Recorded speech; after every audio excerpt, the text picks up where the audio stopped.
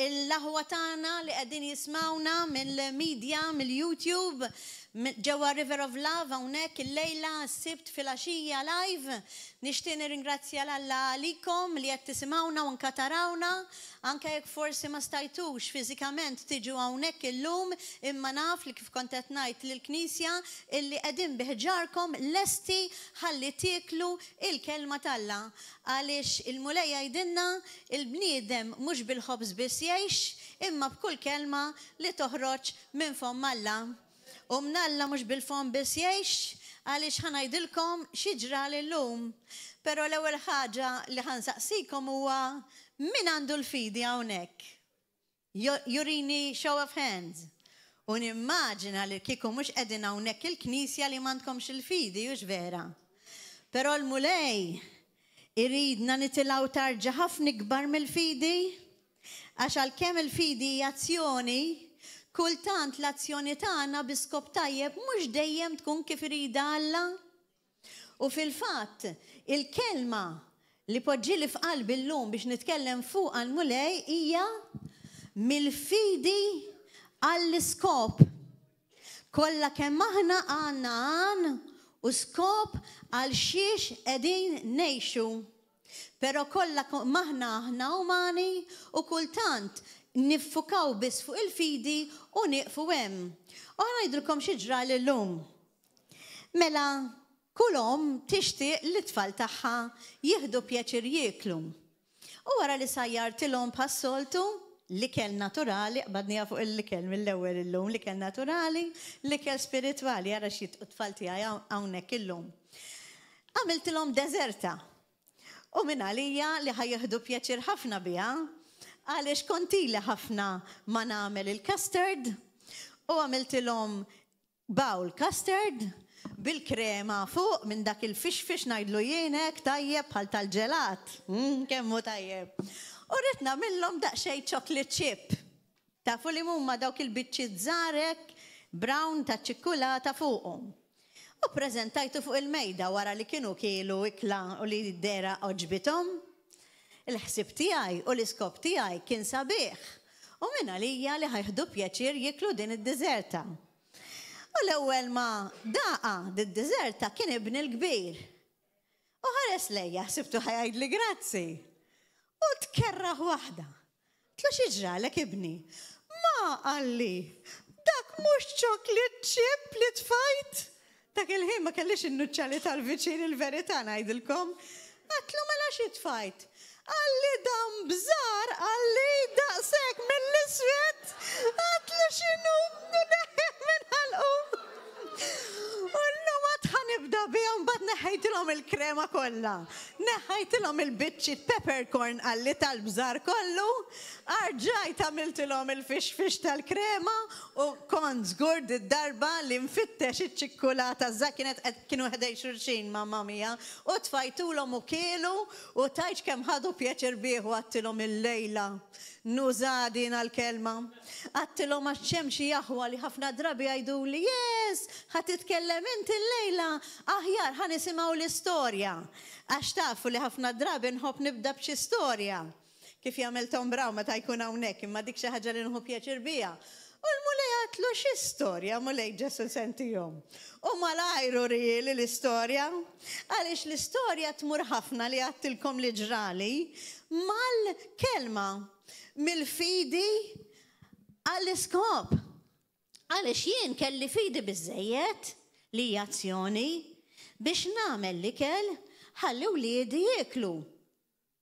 Imma l-iskop tiegħi kien li jieħdu pjaċir dak l-ikel b'toma tajba. Imma l-kemm kelli dak l-iskop, il-riżultat ma ħareġ. U xi kultant aħna bħala Kristjani kredenti li għandna l-fidi, hekk jiġrilna mingħajr ma nafu. U għatlu mulej, xi storja parti l-esperjenza tiegħi tridni nagħtihom? Għax kien hemm min qalli ejja jgħidilna storja, pastor jgħidilna storja. U fl-ispirtu tiegħi kontinwament. Bdiet tiġi f'qalbi l-istorja ta' Ġaħan. Min jafa l-istorja ta' Ġaħan u l-bib? Naħseb kollha kemm aħna nafuha vera. U peress li ġietni f'qalbi din l-istorja ta' Ġaħan, konti li ma naqra u nara. Nidħol fl-sketch fuq il-YouTube, illum tista' tara l-place kemm trid. Tal-sketch ta' ġaħan kienet ftit minuti. Ħanarġa' niftakara sewwa kif kienet. U kien hemm u qaltlu lil tifel tagħha naħseb tafuha ma narġgħu niftakru ma jimpurtax għal min just in case ma jafix. U qaltlu il-barranin ma jafuwiex kif qed jgħidilna ħuna Mario. Din l-istorja hija tradizzjonali Maltija u kien hemm u kellha tifel. U din l-om kienet sejra tagħmel qadja għandi kun marret il-qudies kont l-isketch. U l-tifel qaltlu, isma' minni ibni, kun żgur li tala il-bib warajk għax jiena ħirġa. U t-tifel tajċ kemm kienu ħobba l-ommu u l-ommu rrit jobdija min qalbu rrit jobdija u qalla ħalli fidejja ma nala il-bib warajja. Dik ħarġet u telqet. X'inhi di x'għattajduli? Stenna, anzi, qed ikkoraġuni mhux tala, anzi jiġbed il-bib warajja qaltlu għax tiġbed bil-Malti tfisser talaq. You close it, all right? Tiġbed hija bħal meta il-Malti jgħid eżempju, għax mhux letteralment tiġbed, imma dan ġaħan ħada letteralment.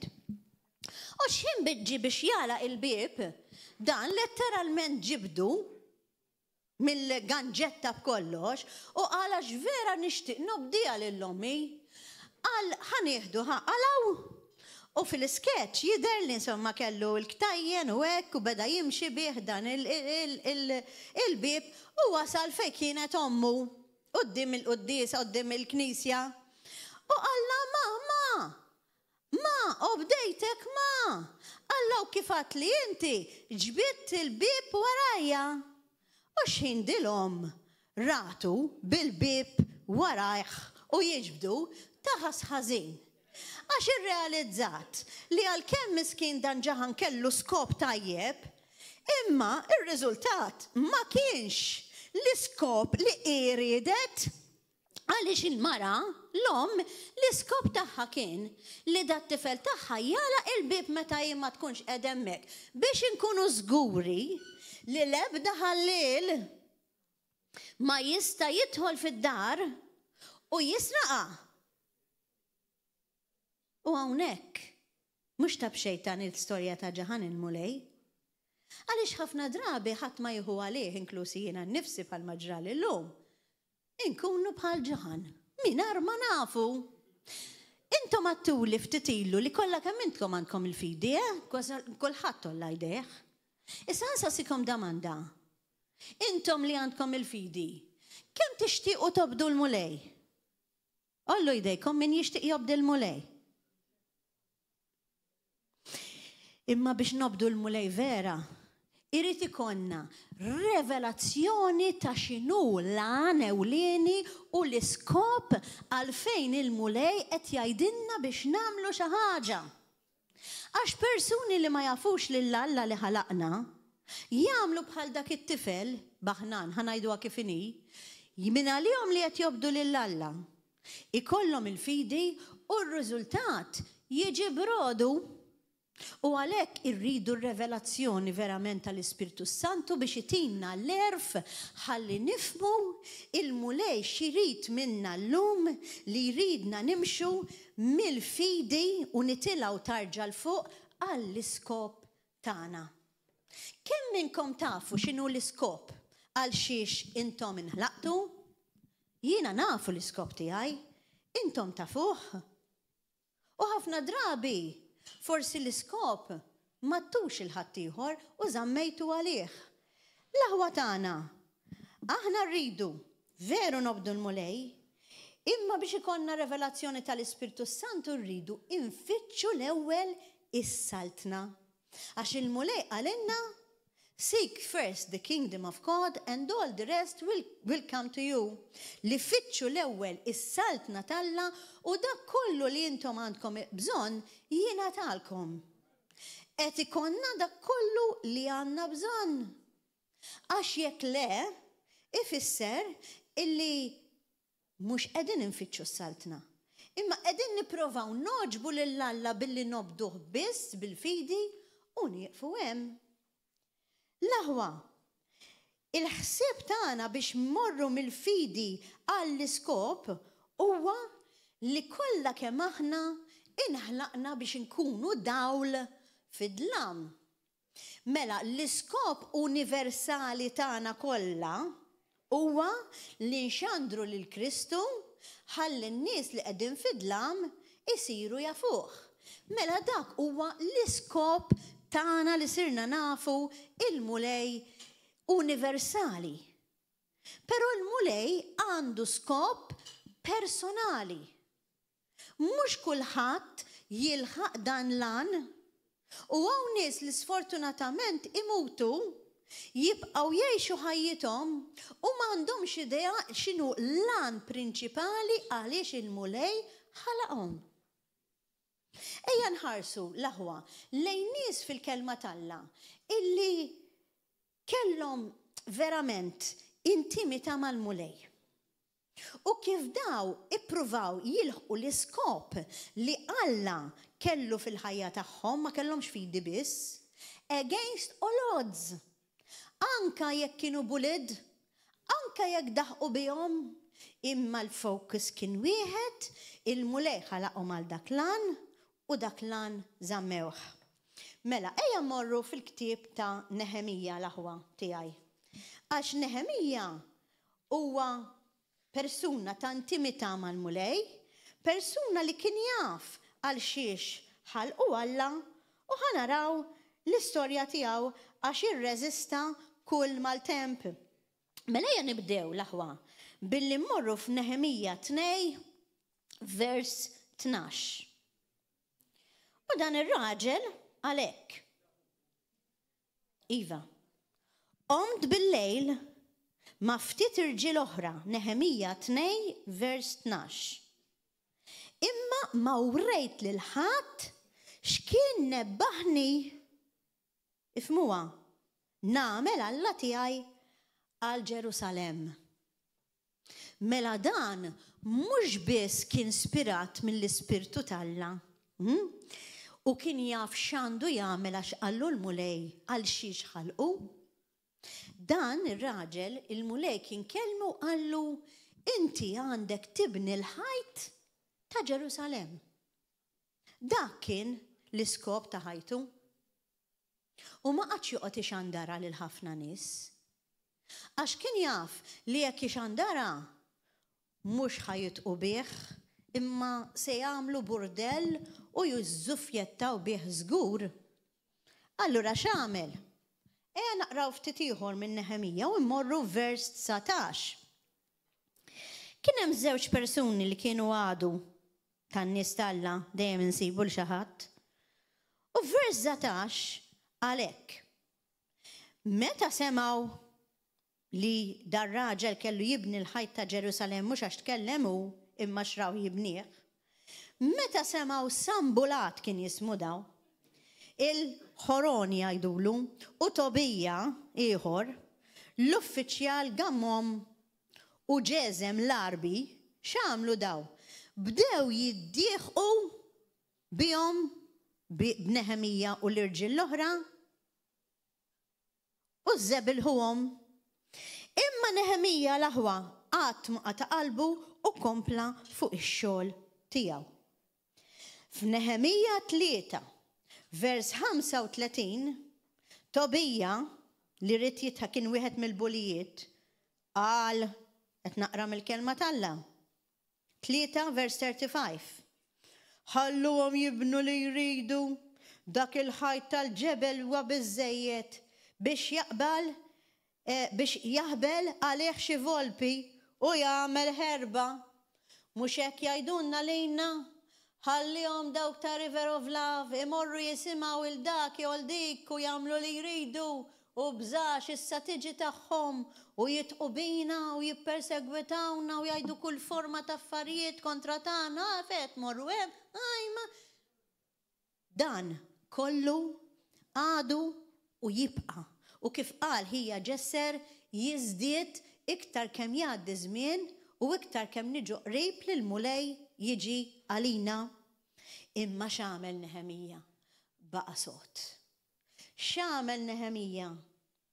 Hawnhekk qed naraw li f'Nehemija 3 vers 36, araw il-kelma, Nehemija talab. U qallu hekk, isma' Alla kif qiegħed qegħdin iwaqqgħuna ċajt. Reġġa' lura fuq rashom iż-żeblieħ tagħhom.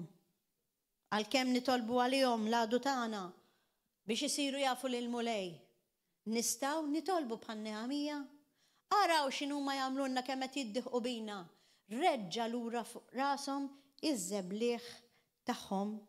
U aħna rridu nagħmlu eżatt bħal Nehemija illi nitolbu għalihom ma naqtawx qalbna u nibqgħu nżommu sod għax ara x'qalinna f'Nehemija vers 38, Nehemija 38 anzi vers 3 għalhekk aħna bqajna sejrin nibnu swar. Għajdwa, nibnu is-swar. Ħanibqgħu sejrin nibnu is-swar tal-mulej.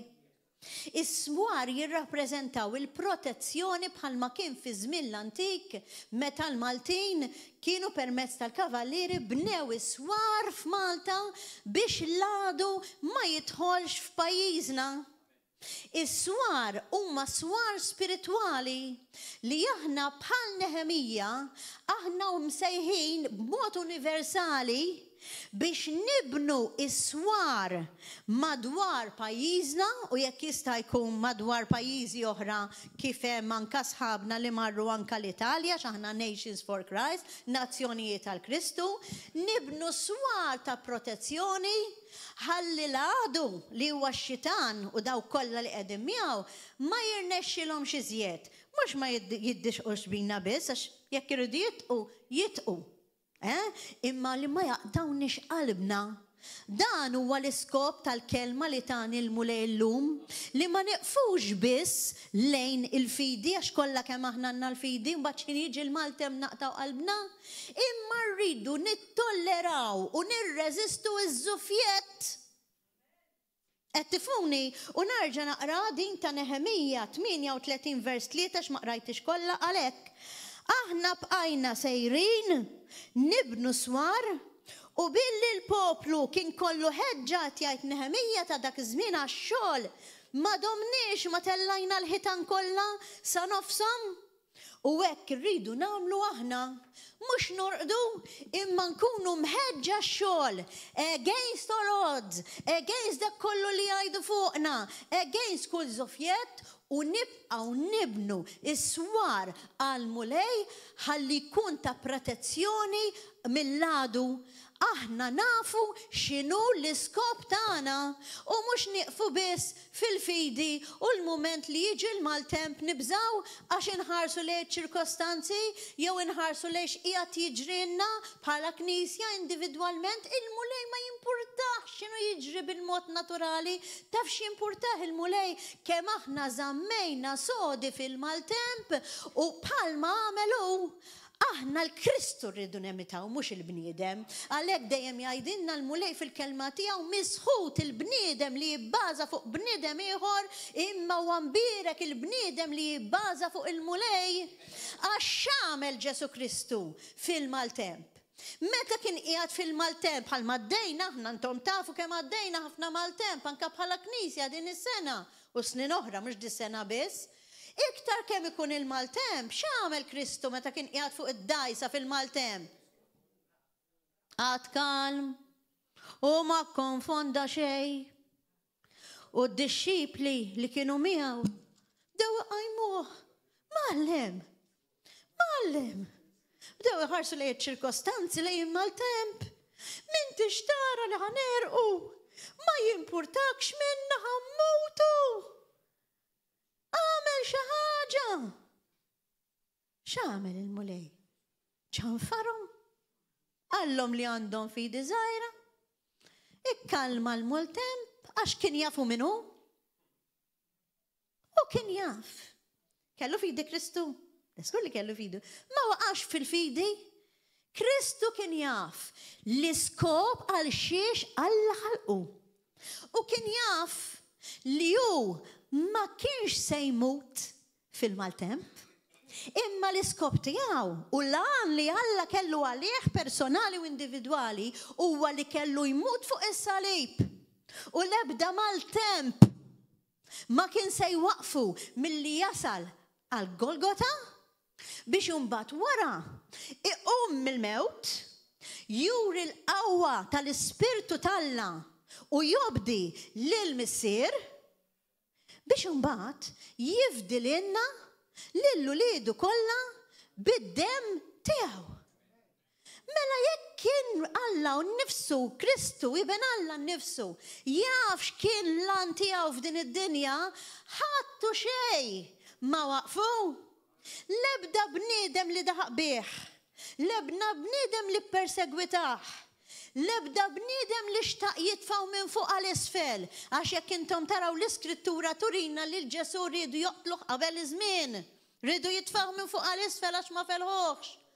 Ħadd u xejn mar nexxielu iżommu milli jagħmel l-għan prinċipali tiegħu l-ebda mal-tembata.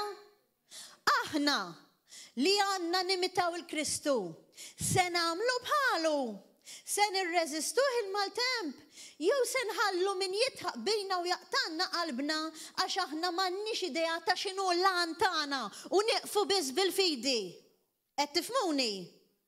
Min ma kienx persegwitat minn kien Alla? Min ma kienx jitħaq bih? Mhux biss Nehemija. Noè li kellu jagħmel l-arka kemm daħqu bih. Imma mbagħad ma daħqux inġid vera l-mantembata. Noè anka jekk daħqu bih baqa' jiffoka fuq dak li qallu l-mulej. X'kellhom differenti dan nies? Noè u Nehemija fost oħrajn kellhom dan l-arfien li l-mulej qed jallimna llum. Kellhom fidi iva, bħalma għandna aħna fidi, x'kieku mhux qegħdin hawn, imma mhux fidi biss kellhom. Kellhom revelazzjoni tal-iskop għal xiex huma nħalqu.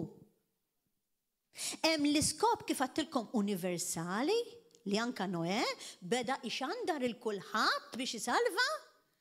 U hemm l-iskop personali, dak li hu kellu jagħmel l-arka biex isalva lil dawk li jemnu.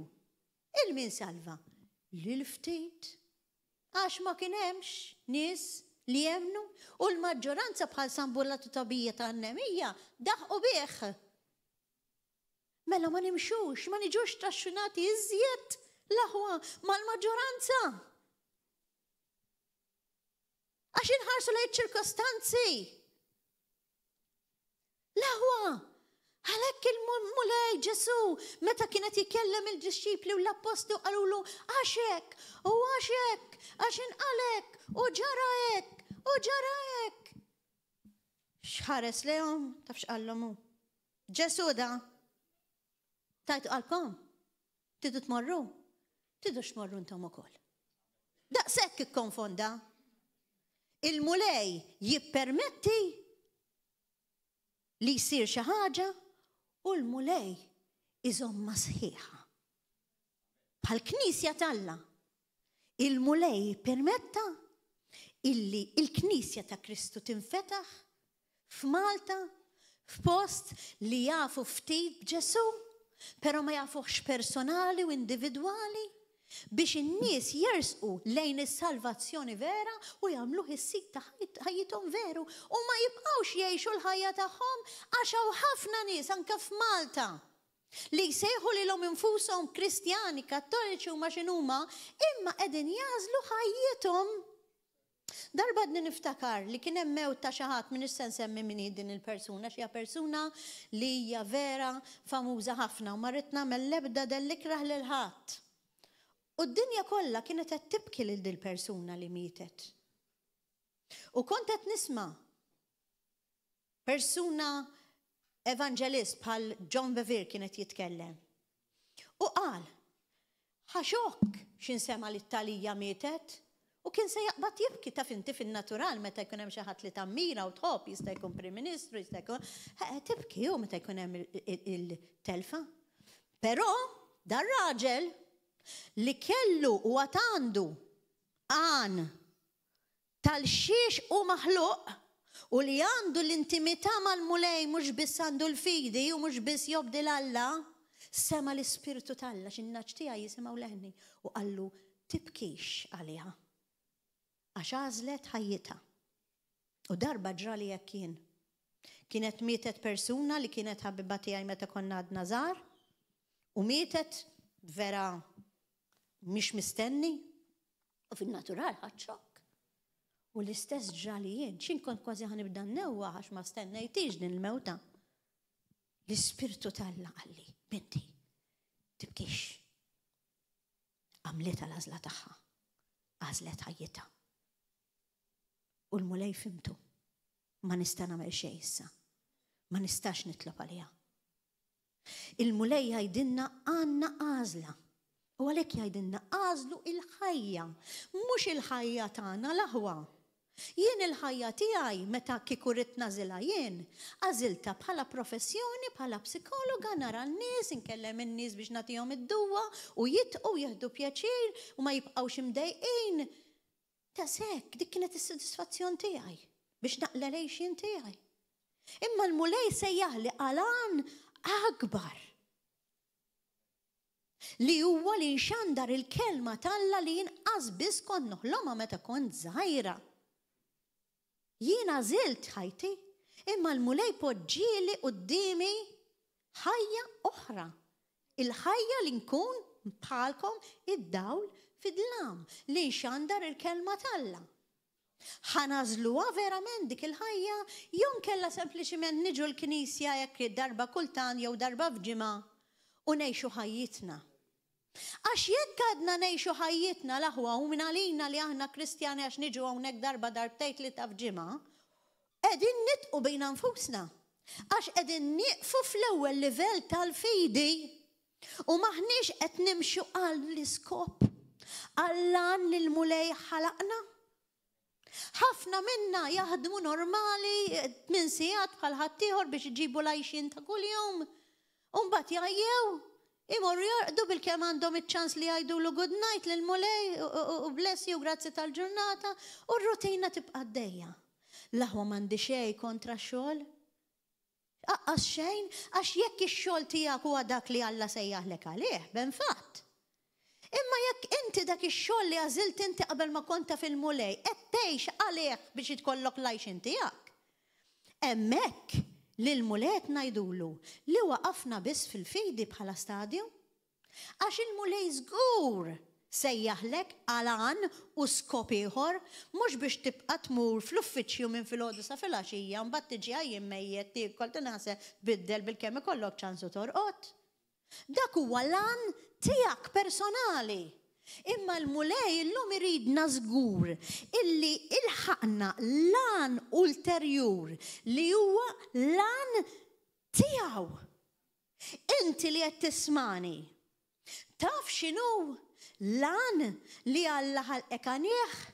Mhux lan universali, dak li huwa l-kull Kristjan biex inxandru l-kelma tal-Alla, biex nobduh, u biex infittxu l-wiċċ il-mulej u biex infittxu s-saltna għax kollox jingħatanna, dak għal kulħadd. Imma lan liħor personali għal Susan, lan liħor personali għal Sharon, lan liħor personali għal Nancy, lan ta' kull wieħed u waħda minna qegħdin nilħuh. Iva jista' jkun il-mulej se jaħlek biex tibni binja tal-Knisja, letterali, jekk dak huwa lan għal xiex il-mulej ħalqek. Benfatt, grazzi mulej. Imma trid tkun żgur li inti qed tagħmel dan mhux għax inti tħobb tibni, jew għax inti tħobb issewwi, għax huwa lan u s-sodisfazzjon tiegħek għax inti kapaċi fl-idejn. Trid tkun ċert li dak lan li inti qed tagħmlu għax Alla riedek tagħmlu. Qed tifhmuni għal xiex il-mulej illum irid tisejħilna għal skop akbar minn dak li qegħdin nimxu. U forsi wħud minnkom ġieli tgħiduli imma kif tittaqla l-flus, mhux titmur għax-xogħol normali. Jekk aħna nafu lil mulej Alla nnifsu, nafu li Alla tagħna jismu ġajra Wieħed mill-ismijiet tiegħu huwa Jehovah Jireh, my provider, dak li jipprovdili. Try me in this, jgħid il-mulej, ipprovani. Aġġitek frasek li jista' jkun meta tipprova lil mulej fl-aspett tal-finanzi, itik ħafna iżjed mingħajr ix-xogħol tal-għażla tiegħek milli dak li tkun pjanajt inti. Jien għandi esperjenza fuqha. Illum għandi finanzi grazzi mulej aħjar u żbaħ minn kif kien ikolli qabel meta kont minn filgħodu sa filgħaxija naħdem bil-sini barra. Għaliex? Għax il-mulej wedna li jekk aħna ħanfittxu s-saltna u jekk aħna qed nagħmlu dak kollu li jridna Alla u jipprovdina. U jipprovdilna b'abbundanza li lanqas biss kultant inkunu nafu minn fejn ġejjin. Tridu dan l-Alla. Jew tibqgħu tibżaw tirriskjaw il-finanzi għax tgħid le dal-ġoba jar nibqa' għaddejja mela ħan nittaq ix-xogħol tiegħek. Jien mhux qed ngħidilkom biex titilqu x-xogħol għax forsi dak huwa x-xogħol li Alla jridek tagħmel. Imma żgur huwa dak.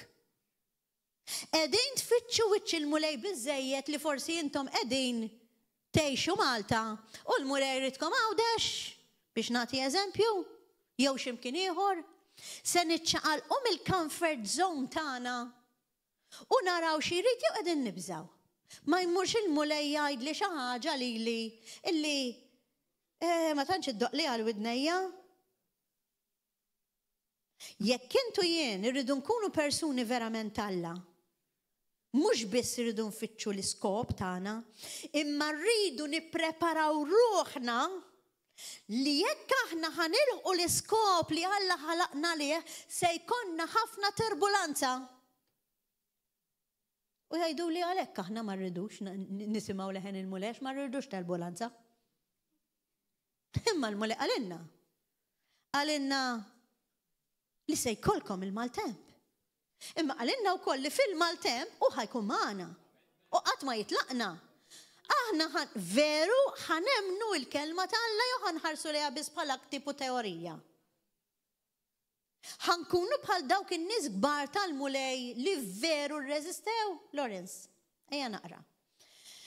Mosè bix-xettru tiegħu il-mulej qallu sakemm inti tibqa' bix-xettru molli tar-raj jiena nibqa' miegħek u magħkom. Mosè semgħu lill-mulej. U kien jaf lan prinċipali tiegħu. Kieku Mosè ma semax il-mulej baqa' fil-comfort zone tiegħu bħala prinċep it-tifel tar-reġina u tar-re ta' dak iż-żmien, tal-farawn u tal-kbir u jiekol. Imma le, Mosè ġralu xi ħaġa fil-ħajja tiegħu. Sema l-vuċi tal-mulej u jalla kollha kemm aħna jiġrilna dik l-esperjenza bħal ta' Mosè, neżal bisu tarjali li kienu komdu kif kien, ma rifittex wiċċ il-mulej u jara xirit minnu. U tafuha kollha l-istorja ta' Mosè kemm obda lill-mulej, ma mhux obda biss, kien jaf lan. U l-mulej qallu, jiena ħlaqtek biex toħroġ lill-poplu tiegħi mill-iskjavitu tal-Eġizzjani, tal-moħqrija. U li n-nekket jgħidilna l-mulej Ġesu jiena ħlaqtek biex toħroġ il-poplu mill-iskjavitu ta' Satana. Inti qed tagħmel bħal Mosè? Għax il-mulej qallu sakemm tibqa' bix-xettru taraj molli matul il-jum. Grazzi mulej, taf kif qed ħass ġismi. Matul il-jum jiena nurikom it-triq permezz ta' cloud kbira fis-sema, permezz ta' sħaba u meta jidlam nurikom id-direzzjoni tal-Ispirtu tiegħi permezz tan-nar. U kollha kemm intom tafu l-istorja ta' Mosè. Il-farawni ma bdiex. Dak ix-xettru mhux magics kien jagħmel, kien juri s-supranatural. Għax meta ma bdiex il-faruni kien hemm il-kastigi wieħed wara l-ieħor u wara l-ieħor fil-Eġittu permezz ta' azzjoni li il-profeta Alla u Mosè għamel għax kif kien imiss l-ilma. L-ilma kien isir demm. Kif kien imiss bix-xettru tiegħu meta ma jkun hemmx obbedjenza, jkun hemm żrinċijiet ma kollhom kien. U dak qed jirrappreżenta l-obbedjenza Alla u l-iskop u lan tal-mulej. Sakemm aħna nibqgħu nirreżistu bl-obbedjenza u bix-xettru tagħna tarajja x'kulħadd b'xi mod jew ieħor warajja għal xi ħadd. Okay? Il-fuq il-mulej li huwa l-istess il-bieraħ illum u għada ħajibqa' magħna għax hekk wedna għal dejjem u jurina triq.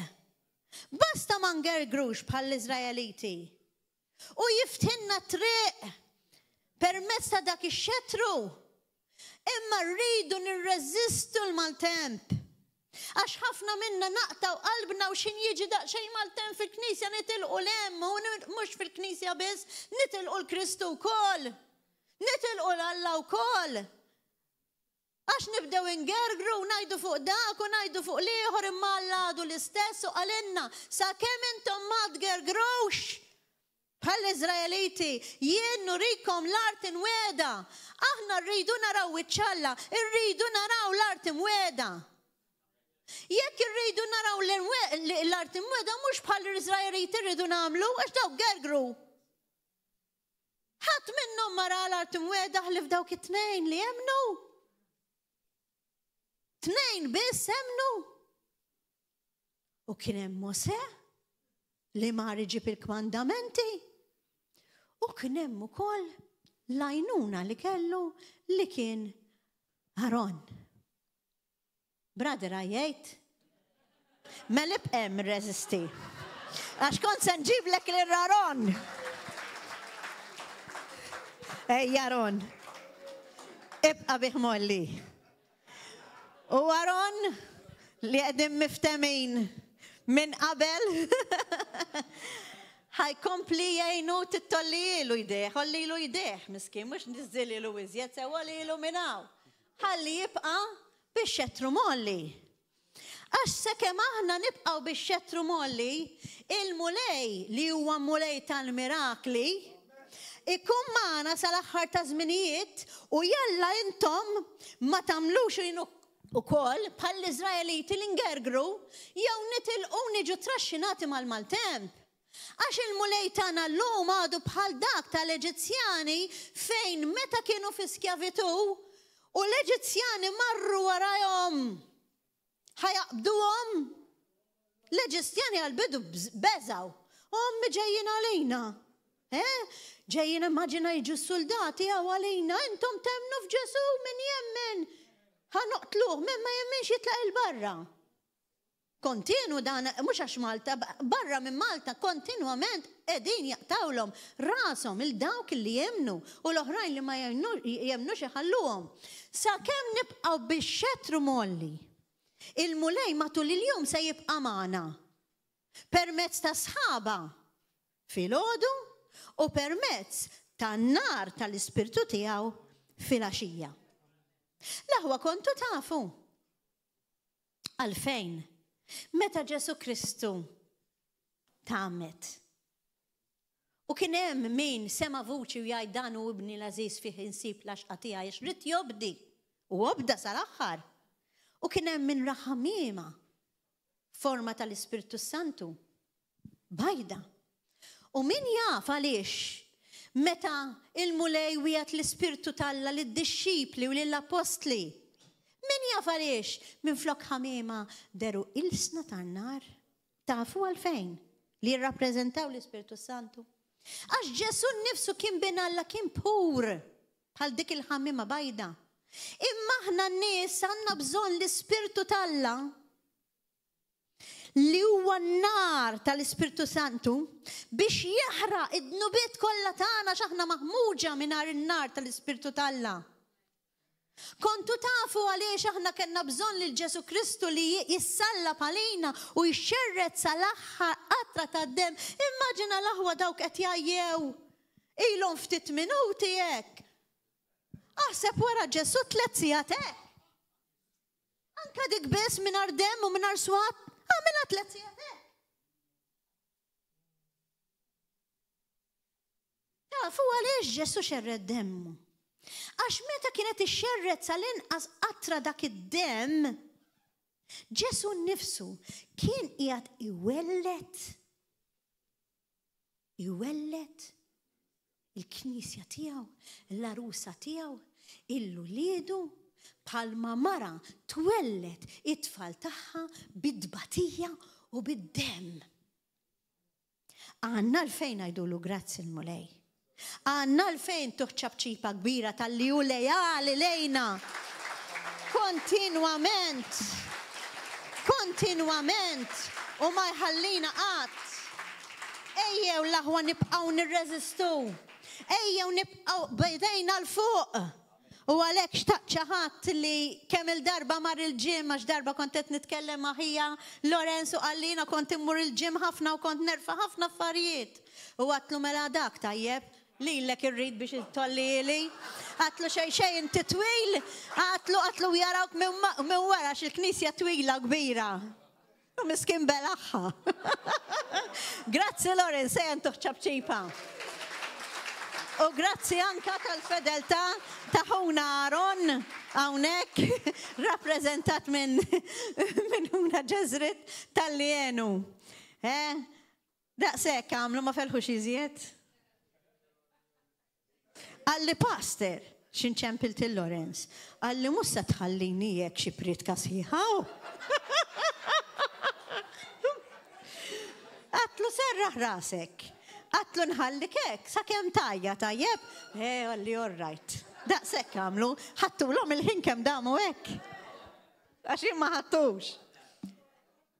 Kwarta, 10 minuti. Niċċekkjaw fuq il-kamera. Il-Mulej tagħna jridna nkunu Nehemijas. Il-Mulej tagħna jridna nkunu Mosè. Il-Mulej tagħna jridna nkunu Noè.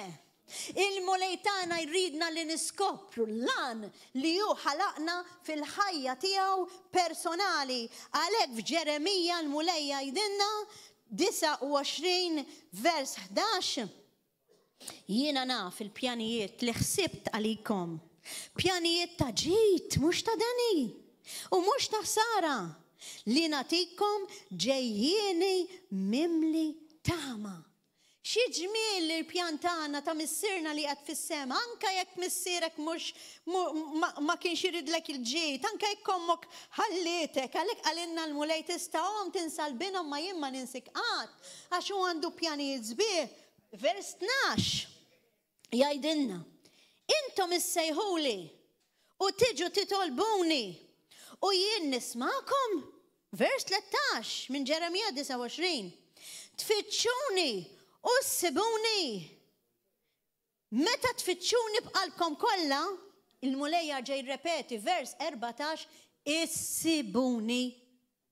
Inti sibtu il-Mulej. Għax jekk sibtu lan tiegħek tafu. U nispera li qed tagħmlu. Imma jekk għadek ma sibtux, illum hija l-ġurnata tal-istedina li l-Mulej jridek tmur mill-fidi għall-iskop għal xi xħalqek. U l-Mulej jrid jistieden kull wieħed u waħda minnkom hawnhekk illum biex issaqsuh: Missier, hawn jien nisma' dil-kelma tiegħek. Urini x'inhu lan l-iskop li inti ħlaqtni għax jiena rrid nilħqu. Minkejja dak kollu li nista' nbagħti, għax jien rrid inkun bħalek li nbagħti għalik. Il-Mulej darba kellimni kont qiegħda nsajjar, iħobb ikellimni anke meta nkun qiegħda nsajjar, jissorprendina x'ħafna drabi nitkellem in tongues bil-lingwa tal-Ispirtu, nkun qed nagħmel x'nagħmel bħal meta tixal id-dawl. U l-Mulej beda jgħallimni u beda jkellimni u qalli binti, hemm dbatija u dbatija. In-nies tad-dinja jkollhom ibatu. Għax wans li intom inħlaqtu f'din id-dinja, kulħadd ħajbati. Għax l-alla ta' dik id-dinja huwa x-xitan, allura m'hemmx ferħ fid-dinja. Imma u liedi, in-nies tiegħi dawk li jisimaw leħni, dawk li jafu ismi, it-tip ta' dbatija tagħhom mhijiex bħal dbatija tad-dinja. Għaliex in-nies tad-dinja qed ibatu għall-għajxin tagħhom biex imbagħad imutu fil-ġisem u jispiċċaw mejta fl-ispirtu bidbatija akbar għall-eternità għal dejjem. Din ta' tongues il-mulej. Intom li intom uliedi, intom li għaraftu ismi, jiena bħala missier tajjeb li natikom kuraġġ qed ngħidilkom id-dbatijiet tagħkom huma worth it. Mhux bħal dbatijiet tad-dinja li huma dbatija l-xogħolhom, id-dbatijiet tagħkom huma worth it. Il-persekuzzjoni tagħkom hija worth it. Għax intom edbatu għal skop. Intom edbatu għalija. Intkom edbatu għalija u għal-missieri u edbatu għaliex tafu r-rida tiegħi għalikom. U jekk intom edbatu dik id-tip ta' dbatija għalhekk ngħidilkom ifirħu għax il-ħlas tagħkom huwa kbir fis-sema. Għax dik it-tip ta' dbatija li intom għaddejjin minna minħabba f'ismi hija dbatija sabiħa.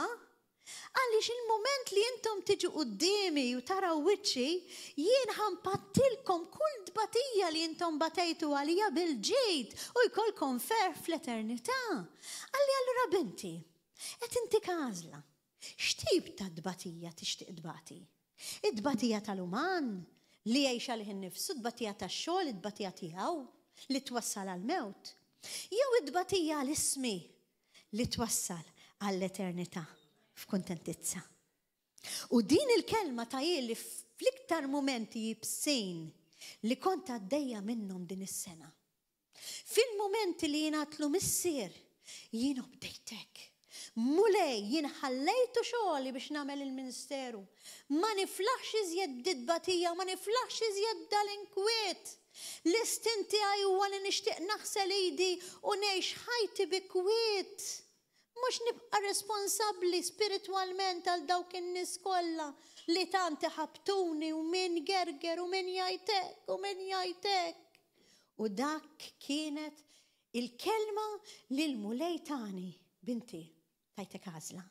X'tib ta' dbatija tixtieq tgħaddi? Id-dbatija tad-dinja jew dbatija li inti qed tgħaddi minnha minħabba ismi? Li ngħidlek li se tkun hemm. U dik hija l-kelma li tatni kuraġġ li għażilt li nkompli nimxi fit-tbatija tiegħu. Għax il-mulej din hija importanti ħafna li tifhmuha u min irid jiktbuha għandu żewġ għanijiet. Kontu tafu għalina l-Kristjani individwali, il-Kristjani veru mhux l-ipokriti, għandu żewġ għanijiet. Għan li jippermetti ċerti affarijiet fil-ħajja tagħna jgħidu la permissive will bl-Ingliż.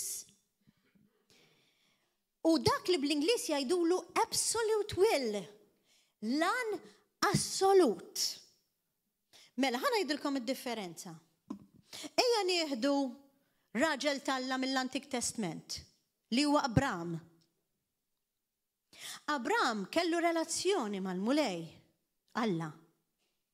Abram, il-mulej għallu int missier ta' nazzjonijiet, anka meta ma kellu xuliet. Mela lan assolut, ifmu differenza, li Alla kellu għal Abram kien li jsir missier ta' nazzjonijiet. Però ċirkostanzi kien li ma kellux tfal. Abram kien jaf x'kien u lan ta' Alla għalih personali, għax kien bniedem b'intimità. Imma x'għamel? Sema minn martu, minn flok sema minn Alla, bis-suġġeriment li martu tagħtu u qaltlu ejja jkollna tarbija minn għand is-seftura biex Alla qallek biex ħassir missier tan-nazzjonijiet biex issir missier ikollok eben. U dak sema minna. L-istorja ta' fuqha mar ma' seftura u kellu l-Ixmajel. Il-mulej ippermetta permissive will. Tifhmuni? Li u jagħmel dak li jagħmel, żball, sema minn martu għajdlu li trid, intenzjoni tajba, rid jikkopera mal-mulej bil-mod uman, għax il-mulej jara l-qalb. Għalhekk ma żammulux dak id-dnub. biex minn għalih jagħmel xi ħaġa li Alla rid. Kemm jiġrilna fil-ħajja tagħna li nagħmlu xi ħaġa minn għalina li forsi Alla jrida ma jkun Alla jrida xejn. Imma lek fil-bidu l-mulej qalilna jekk taqa' rise up! Ma se tibqa' hemm, tagħti fuq sidrek u tħossok ħati u guilty għax forsi dnibt jew għax forsi żbaljajt. Who knows? Il-mulej permettija għax kull ħaġa li tiġri fil-ħajja tagħna l-mulej jippermettija ħalli permezz ta' dak li jiġri jittestja qalbek, jittestja lilek u jara kemm inti veru fil-maltemp kapaċi tirreżistih. Imma lan u l-iskop assolut għal kull wieħed u waħda minna huwa differenti.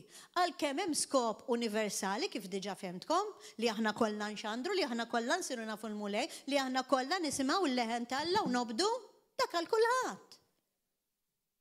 Jekk inti għaddejt minn ċerti affarijiet mal-temp fil-ħajja tiegħek, forsi blażlit tiegħek jew mhumiex blażlit tiegħek, tinkwetax għax il-mulej jippermettih il-passat tiegħek. U x'inhu? Anke meta kont għadek ma tafux il-mulej. Bħalissa l-mulej tpoġġi li f'qalbi dawk in-nies li jgħinu drogati. Li kienu jieħdu drogi huma waqfu bl-eżempju tagħhom għenu l-ħaddieħor biex jieqfu wkoll. Il-mulej jippermettih dak li huma għaddew minnu li kienu jieħdu droga biex jgħinu persuni oħra biex ma jaħduwiex. Mela l-mulej għandu lan universali għal kulħadd kif qed nifhemkom.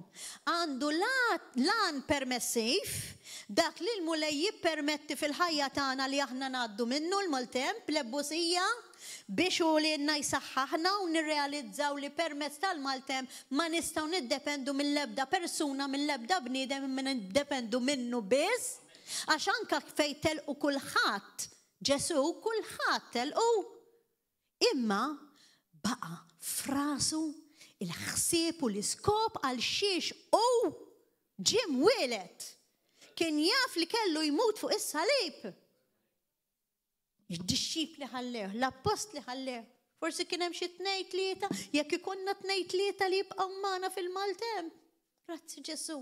Għamilna suċċess kif għamel il-mulej. Daqshekk ta' biss. Huma dawk in-nies li huma ġenwini li jibqgħu miegħek li jibqgħu magħna. Jekk bniedem jiġi jgħid li għandi ħafna ħbieb, għandi xi mit ħbieb ngħidlu ħej, it-testjhom u tara fil-mument li jkollok bżonn għajnuna pa jibqgħu xemm miegħek. Anke jien fil-ħajja tiegħi kont ħsibt li għandi ħafna ħbieb, imma l-mument li jiena kelli bżonn għajnuna parpru. Grazzi Ġesu tal-li permettejta fil-ħajja. Għax naf minnu mal-ħbib tiegħi. Grazzi ta' mulej tal-li permettejta mulej Ġesu għax permestek irrealizzajt iżjed minn qabel u maturajt u rrealizzajt li lilek biss għandi bżonn u l-ħadd iżjed sakemm jien qed noġob lilek mhux jien biss intom, ġifieri xi magħkom. Sakemm qegħdin noġbu lil mulej biex ma mhux taħsbu li jiena qiegħda nħossni xi ħaġa aħjar minnkom. Okay? Ħadd mhu aħjar minn ħadd. U għalek fil-bidu meta tajtuni iċ-ċabċipa napprezza l-apprezzament tattilkom iċ-ċabċipa l-mulej rrit joħodha mhux jien, għax jiena sempliċiment il-qaddejja, sempliċiment il-messaġġiera ħadd m'għandu għal xi jiftar. Għax kulħadd għandu bżonn salvatur. Anke ommu kellha bżonn salvatur. Li welditu bit-tbatija aħseb waraħna. Ħadd ma jiftaħar. U grazzi Ġesu tal-li permettejtinna ħafna dbatijiet fil-ħajja tagħna.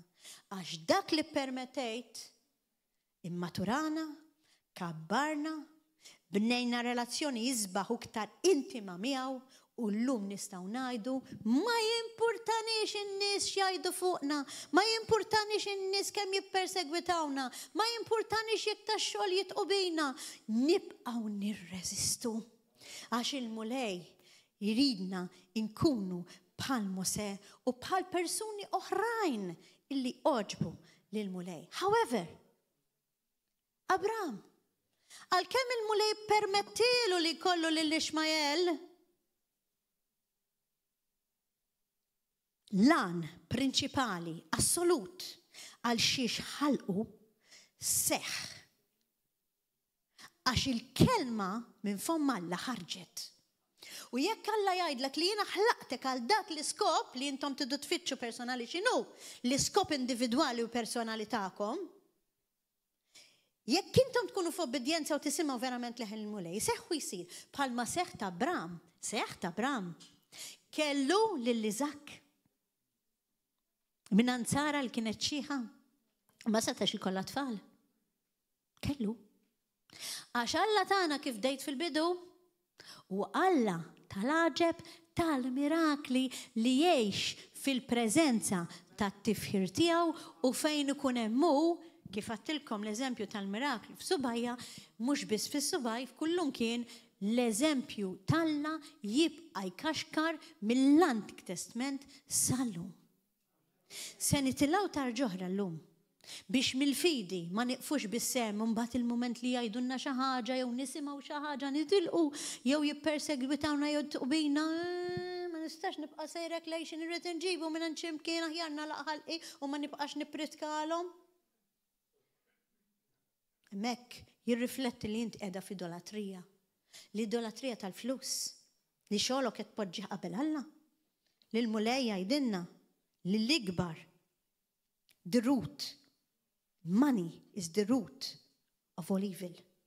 Mux il-flus fija minn fushom kif qalli hija. L-imħabba tal-flus imma jekk inti qed tpoġġi l-flus l-ewwel, sinjal li qed tħobb il-flus l-ewwel. Għax il-flus wieħed għandu bżonnhom biex ixandar l-Evanġelu mela le. Għattilkom se nikkontradixxi li l-nifsi, għattilkom li l-mulej provdinna, għax huwa Ġeħova Ġajra ħajkontradixxi li l-nifsu, imma kif għalinna hija l-imħabba għal-flus hija l-ħażina. Qegħdin impoġġu l-imħabba tal-flus qabel Kristu. Qegħdin f'idolatrija sibnieh l-an prinċipali. Għax jekk għadna le ħajkonna nindmu llum mill-flatt li għexna ħajjitna, ma smajniex il-vuċi tal-Alla. U maħniex qegħdin fil-pjan tiegħu. Il-bieraħ waħda minn ħutna qiegħda hawnhekk iggustajta kienet qiegħda tkellimni. U qalt li jien il-mulej insaqsih kollox, anke qabel ma noħroġ ngħidlu xi tridni nilbes mulej. U jien għamilt l-istess illum. Qalt li jiena rrid inkun ta' eżempju għal ħuti biex ma nidirx jien bl-ilbis tiegħi jew b'xi make-up, jew b'xari, jew b'xi ħaġa bħad-dinja, nidru aħna Miss Universe, Miss Malta, Miss World. Imma mulej, xi tridni nilbes? Biex inkun onesta biżejjed li nirrappreżentak tajjeb, imma ma nidirx jien.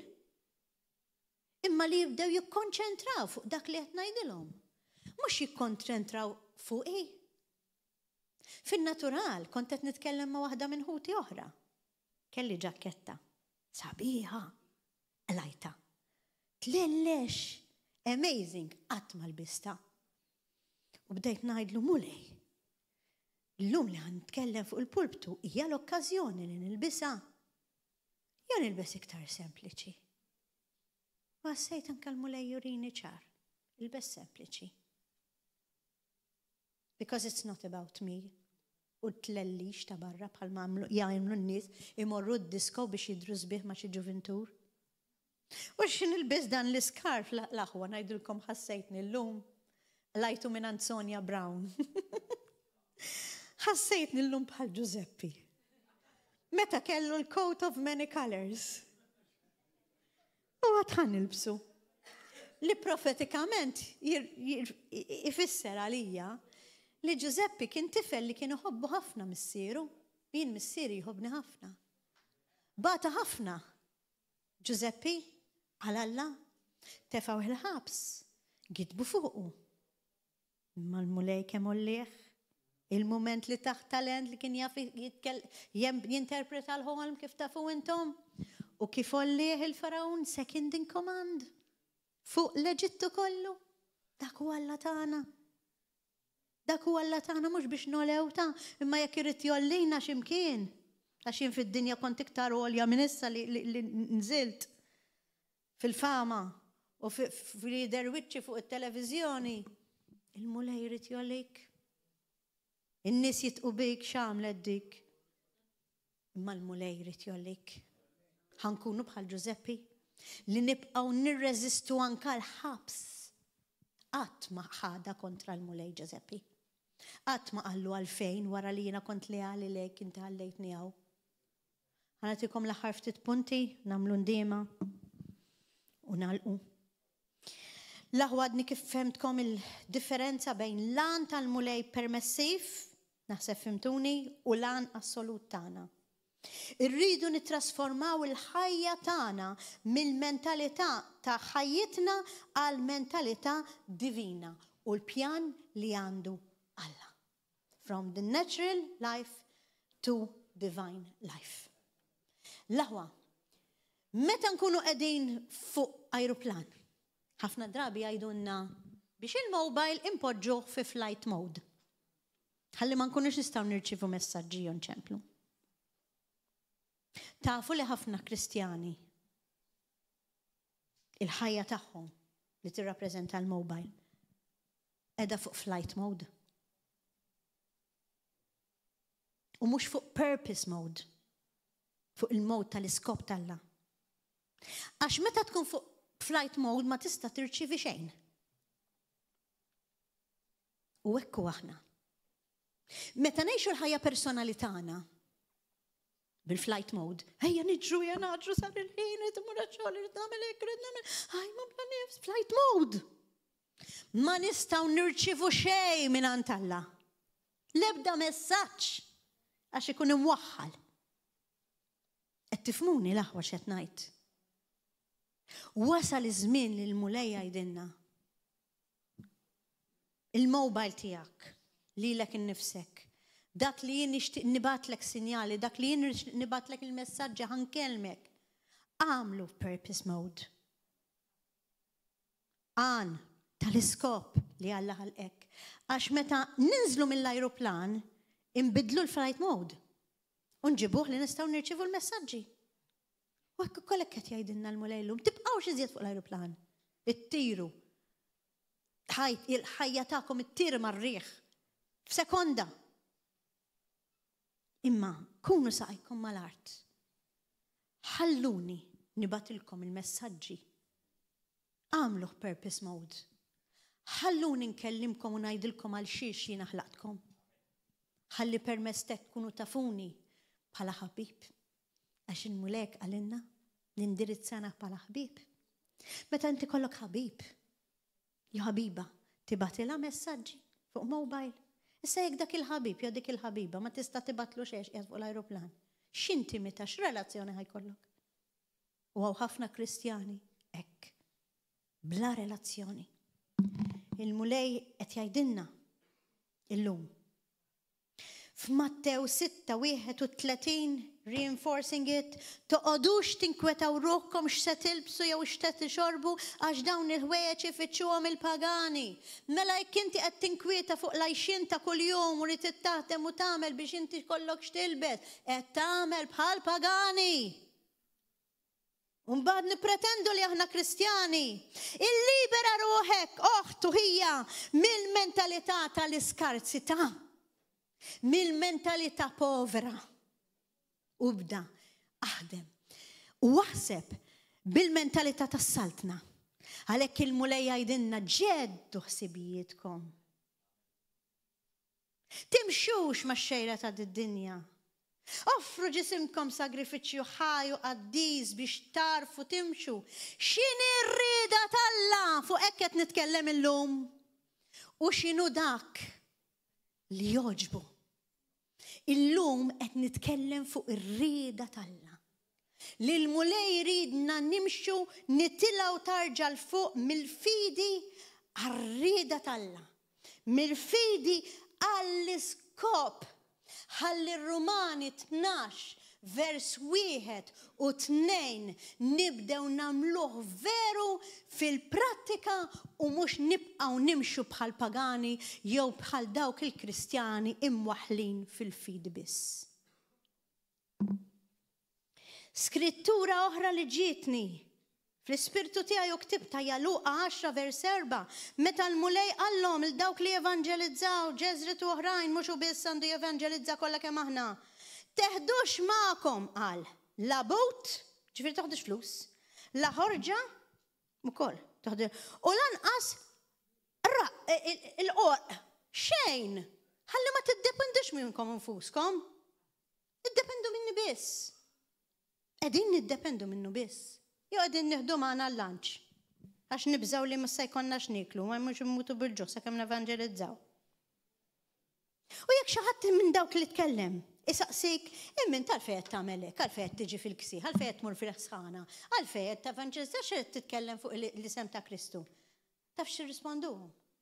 Għalfejn qed tagħmlu dak kollu għal xiex? Għax Ġesu għandu bżonni. Għax jekk mhux se nagħmlu jien dan ix-xogħol ma jagħmlu ħadd. Ġesu jridni. Ġesu jridna nkunu d-dawl tad-dinja fid-dlam. U jekk dan ma jogħġbokx, fidejk. Imma jekk inti qed tisma' dak li qed ngħidlek, kun magħna. Ħadd tilħaq l-iskop u lan ta' ħajtek. Hekk irridu nitkellmu. Skrittura oħra ma tant sendum ħafna 19 li laqtitni hija Ġwanni 10. Vers 25 li qaltilna li jgħidilna hekk. U qabel rid insaqsikom domanda. Intom naċ tal-mulej jew le? Għax jekk intom naċ ħadd tifhmuha din l-iskrittura meta weġibhom Ġesu Ġwanni 10:25 qalilhom qedtilkom u intom ma temnux. L-emejjel li nagħmel jien f'isem missieri jixħdu għalija. Iżda intom ma temnux. Taf għalfejn? Għax m'intomx min-naċ tiegħi. Mela jekk intom min-naċ ta' Kristu, dan il-kliem qed temnuh. U dawn il-kliem qed tobduh. U dan il-kliem tridu tagħmluh. Imma ma rridux nagħmluh bħal ġaħan. Jew bħal ma għamilt jien meta tfajt il-bżar minn fuq iċ-ċikkolata, imma rridu nagħmluh kif iridna l-mulej. Kultant l-intenzjoni tagħna tkun tajba, imma dak li nagħmlu ikun balbuljata. Konfużjoni. Għax il-bniedem u bniedem. Laħu ħanajdilkom l-aħħar ftit punti u dan huwa kors li naħseb jekk nagħmel 14 lezzjoni fuq u dan mill-fidi għall-iskop. Ma l-lestix. Imma kull ma ħantikom ftit punti għax ġaddi sa' 10. U min irid jiktibhom you're welcome li tiktbuhom. Biex tmorru mill-fidi għall-iskop, 1. Tridu tifhmu l-aħwa differenza bejn li timxi fil-fidi u timxi fl-iskop, kif kienet il-preach kollha sissa. 2. Huwa importanti li fil-ħajja tiegħek ikollok nies, aħseb naqra fin huma dawn nies, wieħed jew tnejn, li jgħinuk biex timxi fit-triq tal-Alla. Għax bħalma x-xitan iġiblek in-nies tiegħu hekk ukoll Alla jġiblek in-nies tiegħu fit-triqatek. Ħalli tkun taf kif għandek timxi ma jħallikx waħdek. Għażbu min huma li huma vera tal-Alla u li rajtu l-frott fihom. It-tielet, id-demostrazzjoni li għamilna hawnhekk qed nagħmel summary ta' konklużjoni u punti. Irreżisti l-maltemp. Kun bħal Mosè. Kun bħal Ġesu li tħares lejn ċirkostanzi tal-maltemp imma ħares lejn l-għan prinċipali għal xiex ħalqek u taf li wans li inti għandek tmut f'dik il-post u mbagħad tqum bħalma qam Kristu ħattu xejn ma jwaqfek. Palissa l-mulet jurini għajdilhom. Mhux ta' b'xejn Ġesu Kristu ċanfru lil Pietru. Meta Pietru qallu ma jkun qatt li inti tmur tisalla, ma jkun qatt li inti tmur għall-passjoni x'inti tajtu li tmut. U Ġesu qallu, itlaq ma' qudiemi għax-xitan. Għax it-tan taħ. Taħseb li Ġesu rieda. Ried jgħaddi minn dak il-maltemp. X'ried? Kieku rieda Ġesu kien jgħidlu l-mulej u ktibta hawnhekk l-iskrittura biex inkun bil-preċiż minn Luqa 22, vers 41.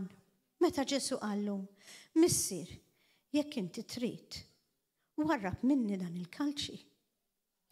Iżda tkun magħmula ir-rieda tiegħek. Once again, ir-rieda fuq xi qed nitkellmu u mhux tiegħi. U hawnhekk ifisser li Ġesu ma rridx illi jgħaddi minn dik il-passjoni. L-araq tad-dem bil-biża. Imma mela, għax kellu f'rasu l-għan prinċipali, mela nirreżistu bħal Ġesu bħal Mosè.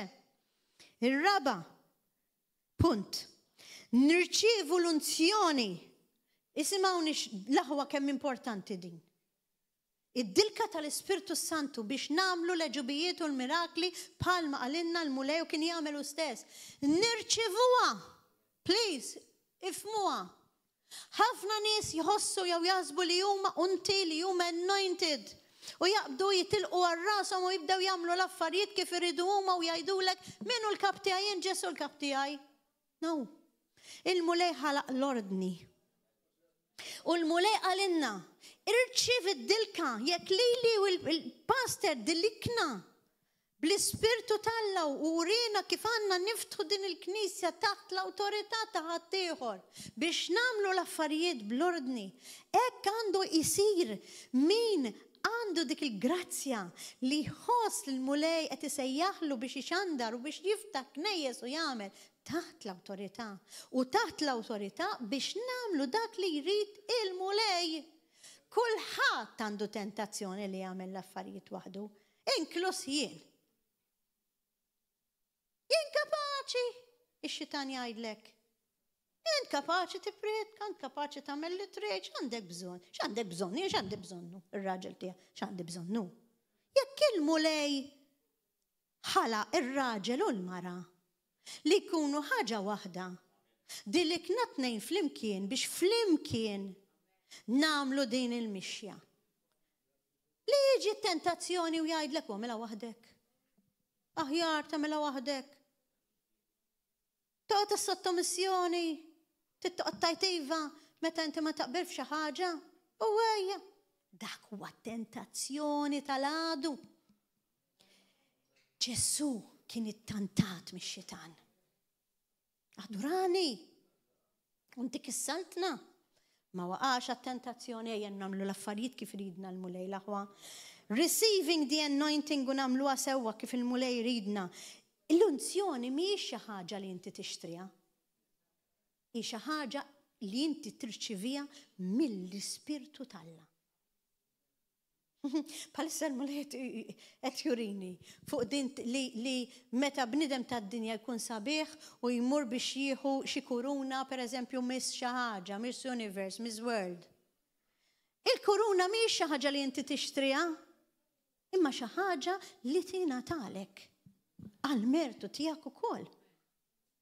Id-dilka tal-Ispirtu tal-Alla tiġi mogħtija għall-mertu mhux tiegħi ta' Kristu, tal-Alla. L-unzjoni edem għal ħaddieħor, mhux għalija. Kien hemm ħafna nies li fejqu lil ħaddieħor permezz ta' Kristu huma kellhom l-istess kondizzjoni. Għalhekk noqogħdu attenti qabel ma nilagħbu ma' dawn l-affarijiet biex nagħmlu l-affarijiet skont kif irid Alla. Amen. L-aħħar ftit u nagħlaq. Uża dawn qed ngħidilkom il-punti kif tmur mill-fidi għall-iskop. Uża iċwievet biex tattiva il-mirakli. Mux tevangelizza biss, billi kollok relazzjoni mal-mulej, billi kollok il-komunjoni anka tqarbin li inti tista' tagħmel f'darek, importanti ħafna tkun ħaġa waħda mal-mulej. Billi tkun xieda għal Kristu u kollok tattiva l-kuxjenza tiegħek li turik u talmek it-tajjeb mill-ħażin. Għax il-mulej ħallinna l-kuxjenza. L-aħwa preparaw lilkom infuskom u jiena wkoll biex to fulfill God's will, biex inkunu nistgħu nagħmlu dak li Alla jridna nagħmlu, tafu kif? Billi nżommu l-fidi tagħna f'kull staġun, għandna ħuna Kert jgħidilna kull staġun għandu raġun, mela f'kull staġun tajjeb u ħażin xitwa sajf ta' ngħaddu mhix ngħaddu inżommu l-fidi, inċedu għall-mulej f'kollox, nimxu mal-mulej fid-deżert meta ma jkun hemmx tixrob u tkun bilanċ u tibqa' mexi.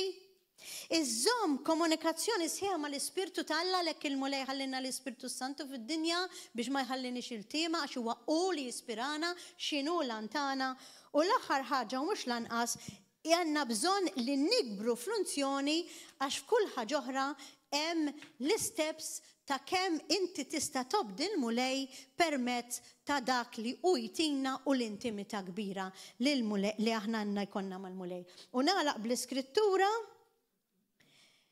Tat-tieni Timotju 1, vers 9 li għajtek u Alla salvana u sejħinna l-inna kolla sejħinna aħwa b'sejħa qaddisa holy.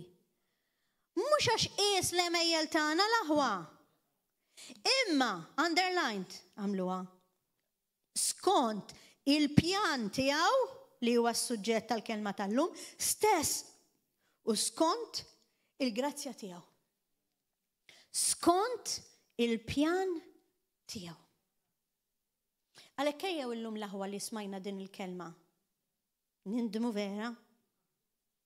Jekk għexna ħajjitna mingħajr ma konna ntaċċ tal-iskop prinċipali għal xiex il-mulej ħalaqna. Ejjew nindmu fejn weħilna biss fil-fidi mingħajr ma fimna l-iskop ħalli ma nkunux bħal ġaħan b'intenzjoni tajba minn għalina li qed nobdu l-mulej, minn għalina li qed nagħmlu dak li jrid u nkunu qed ingerfxu il-mulej bżax jaffrinna dejjem għax jekk aħna nindmu dejjem jaffrinna għalhekk iridna qumu u mhux naqtaw qalbna. U l-mulej qed jgħidilna qumu għandi bżonnkom. Morru x'għandru kif għattilkom. Fitxu l-wiċċ iktar minn kemm qed tfittxuh. Ħalli jiena nkun nista' nibgħatilkom il-messaġġi u l-messaġġiera fit-triqatkom ħalli tkunu tafu lan li jiena ħalqatkom. M'intomx kombinazzjoni.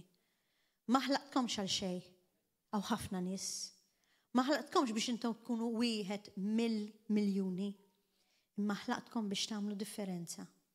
X'inhu l-iskop li Alla ħalqek lilek personali, apart l-iskop ġenerali kif kellimtkom biex inxandru. Tafuh? Għalhekk ejja nqumu bil-wifqa. U brother Shalom, jek tista' tagħmilli fil-background daqsxejn dik id-diska. Għażilt diska fil-background Spanjola ta' Marcus Witt, inħobb nisimgħu ħafna. U it-titlu ta' did-diska hija Se puedes creer. If you dare to believe. If you dare to believe, il-muntanji jiċċaqalqu.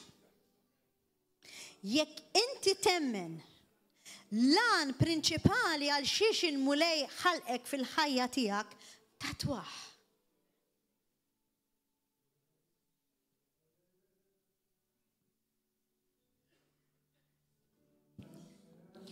Għajdu warajja. Mulej Ġesu, nirringrazzjak tal-li ġibtni hawnhekk illum biex nisma' l-kelma tiegħek. Aħfir li mulej. Kemm il-darba għext ħajti u mhux għamilt dak li titint. Illum mulej Ġesu, iftaħ li għajnejja, kellimni mulej, biex turini għal xiex ħlaqtni. Għax jien nixtieq nagħmel ir-rieda tiegħek u tiegħek biss. Grazzi mulej, tal-li permettejt li fil-ħajja tiegħi naddi minn ħafna mal-temp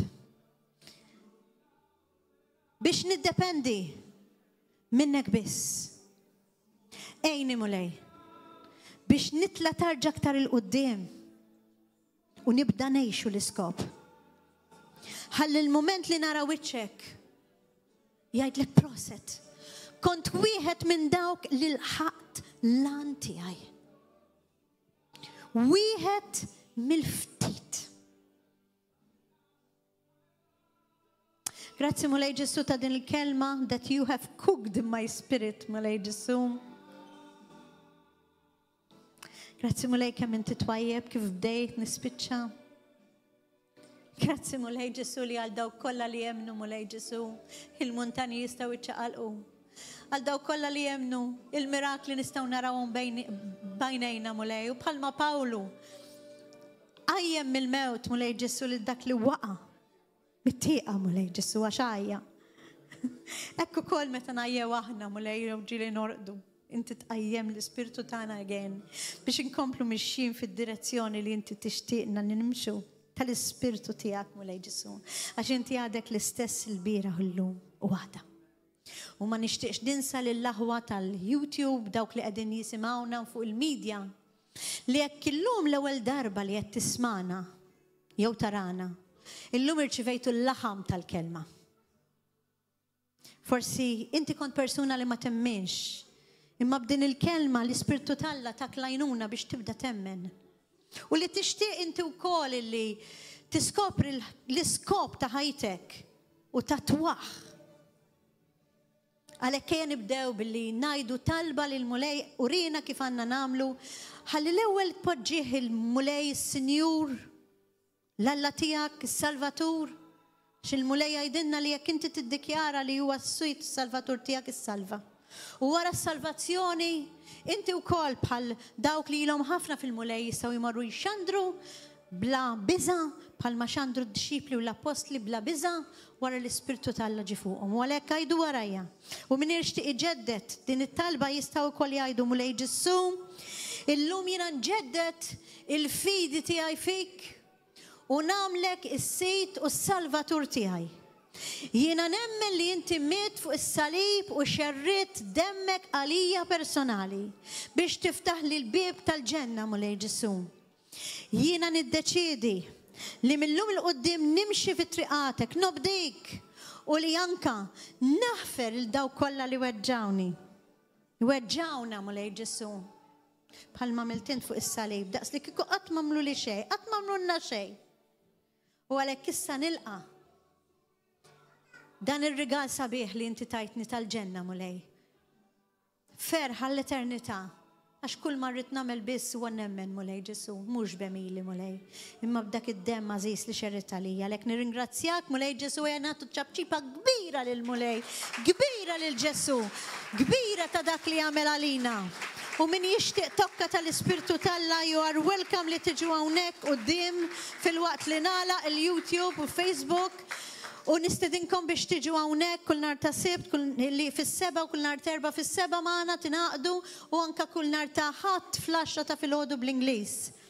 U nixtieq nirringrazzja l-Alla likom li qegħdin hawnhekk illum ma qtajtux qalbkom għax forsi daqsxejn ksieħ, imma poġġejtu l-Alla l-ewwel u għalhekk min jixtieq jiġi hawnhekk quddiem Dickens tistgħu tgħinuni wkoll fit-talb.